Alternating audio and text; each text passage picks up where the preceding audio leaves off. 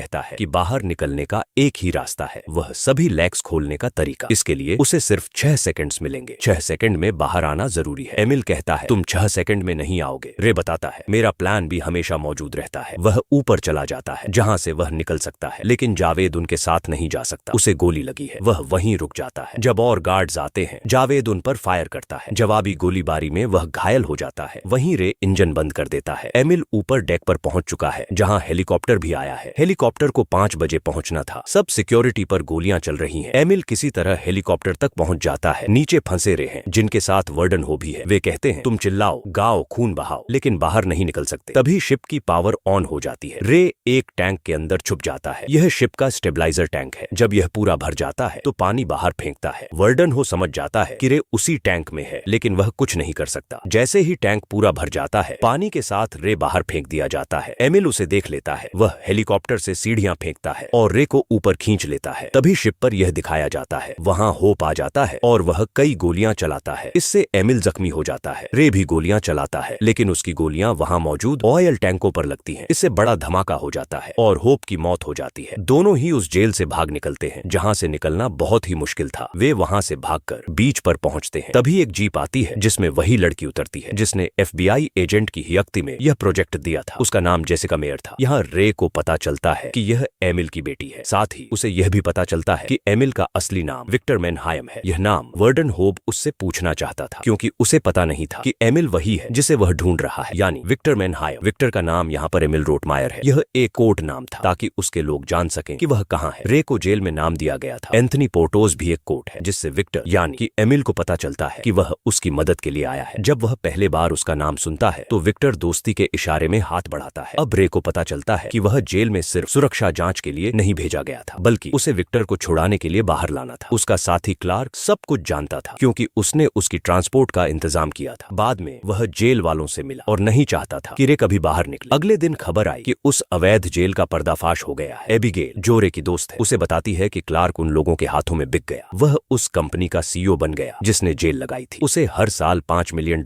की सैलरी मिलती थी। अब उन्हें पता चल गया था कि क्लार्क कहाँ है। वे उसे ट्रैक कर लेते हैं। तभी दिखाया जाता है कि क्लार्क अपनी गाड़ी चला रहा है और उसमें पहले से ही रे का आदमी बैठा है। वह कहता है कि सोने का वक्त है और उसे बेहोश कर देता है। जब वह होश में आता है तो वह एक छोटे अंधेरे कमरे में होता है। वह चिल्लाने लगता है। तभी दूर से दिखाई देता है कि वह एक कार्गो शिप के कंटेनर में बंद है। किसी को नहीं पता कि शिप कहाँ जाएगा, कब पहुंचेगा या कभी खुलेगा भी या नहीं। यह कहानी यहीं खत्म हो जाती है।